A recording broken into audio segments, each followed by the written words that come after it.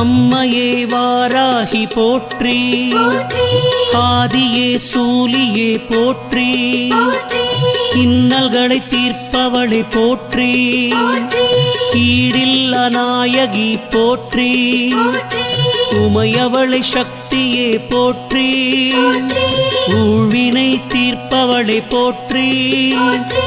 என் குல தெய்வமே போற்றி, ஏகாந்த நாயகி போற்றி,